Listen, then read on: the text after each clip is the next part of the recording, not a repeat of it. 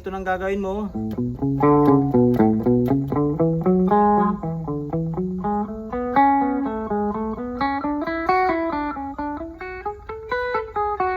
Yan.